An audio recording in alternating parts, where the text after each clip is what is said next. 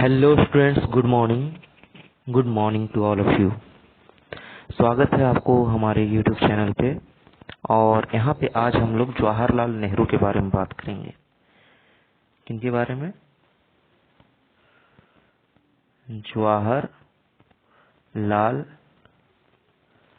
नेहरू, है ना। जवाहरलाल नेहरू के बारे में बात करेंगे। देखिए, जवाहरलाल नेहरू का जो जीवन है ना, वो एक आम जीवन नहीं है। ये हमारे देश के प्रथम प्रधानमंत्री भी रहे हैं।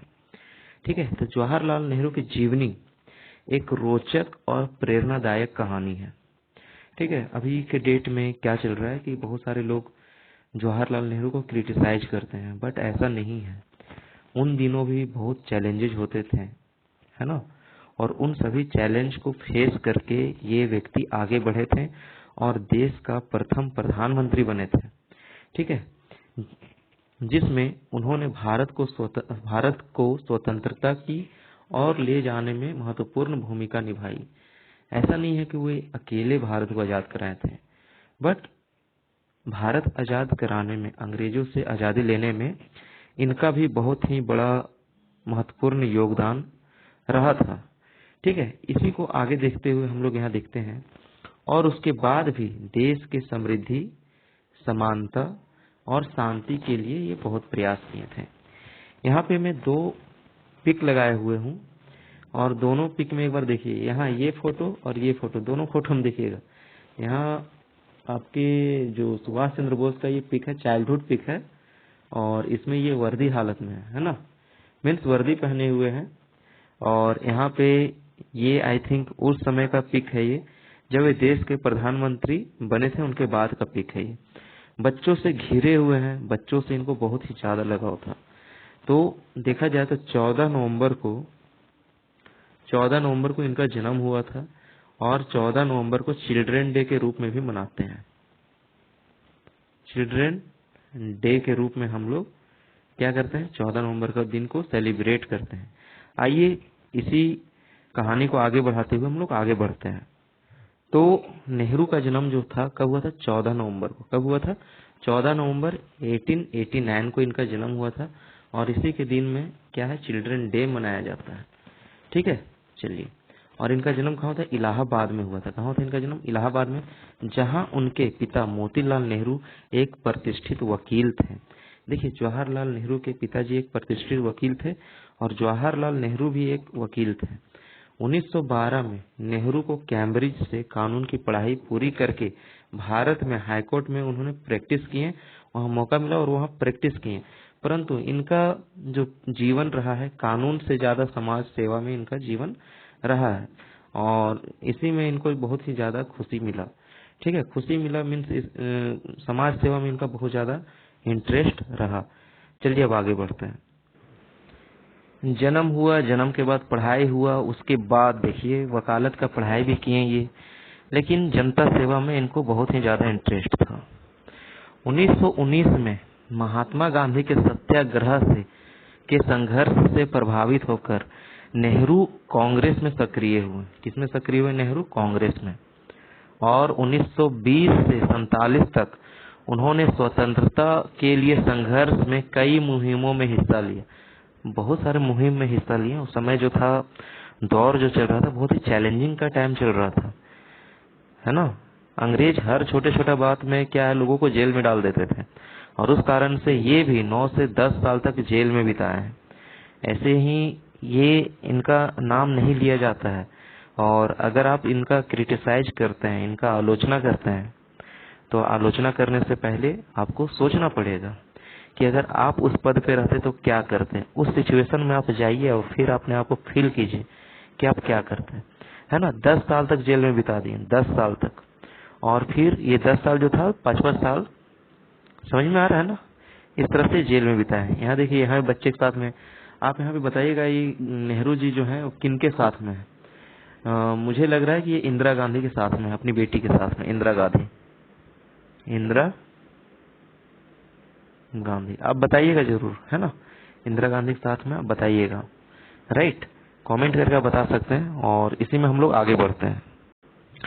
अब इसी चीज को आगे बढ़ाते हैं, और यहाँ देखते हैं प्रधानमंत्री के रूप में है ना, किसके रूप में, प्रधानमंत्री के रूप में नेहरू ने भारत को एक संप्रभु, समाजवादी, धर्मनिरपेक्ष और लोकतांत्रिक गणतंत्र के रूप में स्थापित करने के लिए कई सुधारों की पहल की।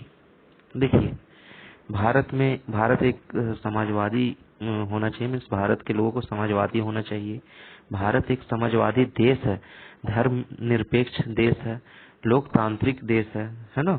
तो ये सभी चीजों को अच्छे से सही ढंग से इन चीजों को सुधार करते हुए, और ये जो है भारत के प्रधानमंत्री के रूप में मीन्स भारत का कमान संभाले उस समय, ठीक है, 1947 के टाइम में। उन्होंने पंचवर्षीय योजनाओं के माध्यम से आर्थिक विकास को प्रोत्साहित किया। देखिए, पंचवर्षीय योजना बहुत इंपॉर्टेंट है ना, और ये पंचवर्षीय योजना के द्वारा आर्थिक विकास के लिए ये आगे बढ़ रहे हैं। मीन्स भारत का आर्थिक विकास भी बहुत जरूरी है, शिक्षा भी बहुत जरूरी है। शिक्षा है ना, लोगों को शिक्षित करना, पढ़ाना, कॉलेज खोलना, मेडिकल कॉलेज खोलना, आपका इंजीनियरिंग कॉलेज खोलना, ठीक है, ये सभी चीजें जो है जवाहरलाल नेहरू के टाइम से ही चलता आ रहा है, ठीक है। और फिर हो गया स्वास्थ्य को लेके, कृषि को लेके लोगों को जागरूक करना, लोगों के लिए काम करना, और औद्योगिक क्षेत्रों में भी सुधार किए, ठीक है, सही ढंग से।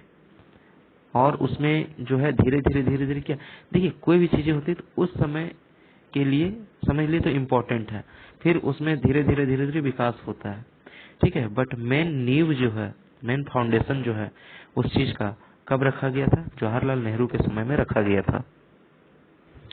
अब आगे यहाँ पे देखते हैं, अगर नेहरू का विदेश नीति को देखा जाए, ठीक ना, मीन्स विदेश नीति भी इनका जो था बहुत ही अच्छा था, है ना। तो निरपेक्षता का सिद्धांत केंद्रीय था इनका, किस चीज में, विदेश नीति में, और जिसके तहत जब शीत युद्ध चल रहा था अमेरिका और रसिया के बीच में, अमेरिका एंड रसिया के बीच में अभी भी शीत युद्ध चल रहा है ना, अभी भी क्या चल रहा है, शीत युद्ध चल रहा है। जो आपका यूक्रेन और रसिया का जो वार चल रहा है ना, वो भी क्या है, शीत युद्ध ही है। तो शीत युद्ध के समय ना तो सोवियत संघ का और ना ही अमेरिका का, उस समय सोवियत संघ कहा जाता था किसको, रसिया को, ठीक है, बहुत बड़ा देश था, पक्ष लेना चाहता था, परंतु समस्त मानवता के हित की सेवा करना चाहते थे। कौन, जवाहरलाल नेहरू, पंडित जवाहरलाल नेहरू।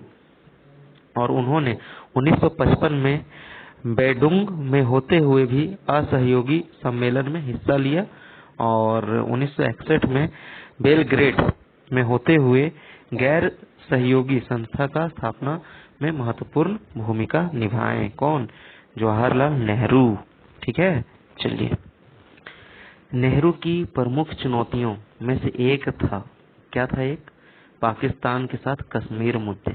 देखिए, पाकिस्तान और कश्मीर का मुद्दा जो है वो आज का नया मुद्दा नहीं है, ये मुद्दा तभी से चलते आ रहा है जब भारत आजाद हुआ था उसी समय से, ठीक है। और अभी भी देखा जाए तो पाकिस्तान का मुद्दा भले ही पेपर में लगता है कि हाँ चलो ठीक है, बट पाकिस्तान का मुद्दा और कश्मीर का मुद्दा जो है वो अभी भी है, ठीक है। और इस पे एक मीन्स आप ये समझ सकते हैं कि ये एकदम सोच का विषय है, ये सोचना चाहिए, लोगों को भी सोचना चाहिए, गवर्नमेंट से ज्यादा लोगों को सोचना चाहिए। जब तक वे शांति नहीं चाहेंगे तब तक गवर्नमेंट कुछ नहीं कर सकती है।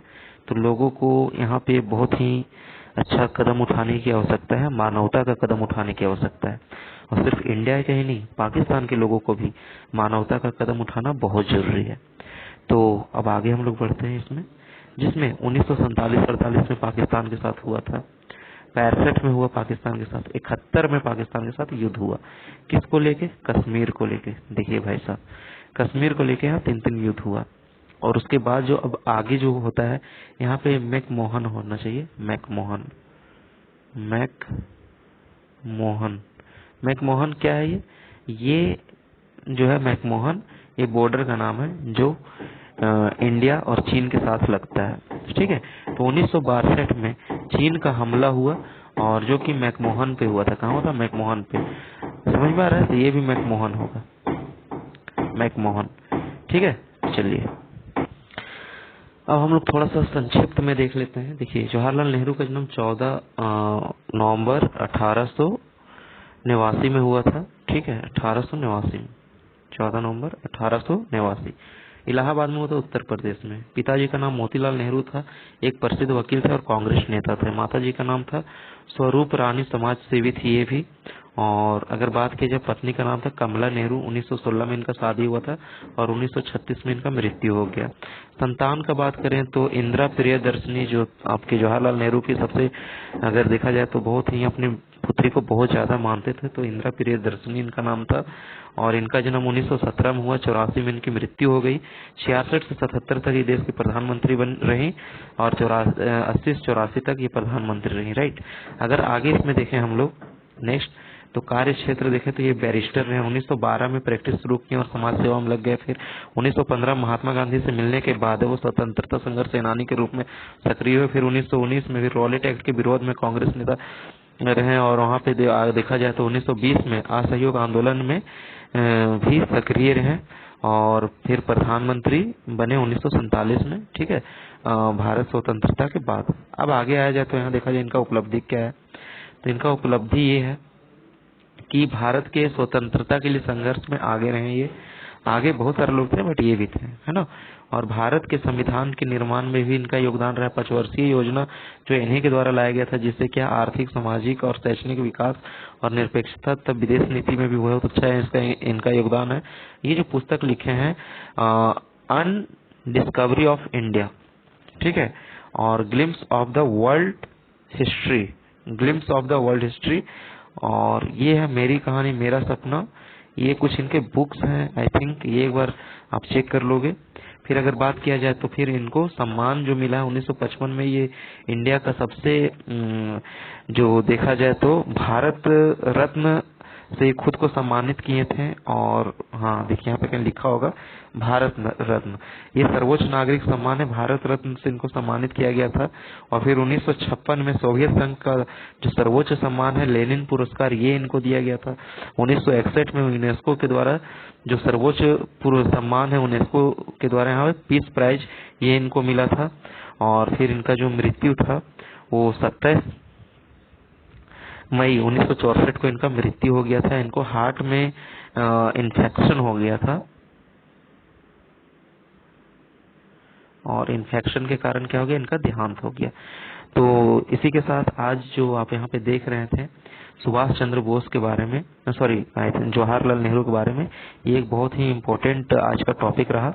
और इस टॉपिक को आप, जवाहरलाल नेहरू टॉपिक को आप देखिएगा और इसको समझिएगा। जब मैं अगला वीडियो बनाऊंगा तो सुभाष चंद्र बोस जी पे बनाऊंगा और बहुत ही अच्छे से इसको आपको कॉपी में लिखना भी है, पढ़ना भी है और ध्यान रखना है। आप यहाँ पे कभी भी जब भी स्पीच होता है स्कूल में तो आप ये स्पीच को भी वहाँ डिलीवर कर सकते हैं, बहुत ही इम्पोर्टेंट है। ठीक है, आपको क्या करना है, वीडियो को लाइक करना है, शेयर करना है, चैनल को सब्सक्राइब कर देना, अपने फ्रेंड्स के साथ में जरूर शेयर करें। तो मिलते हैं नेक्स्ट वीडियो में, तब तक के लिए धन्यवाद।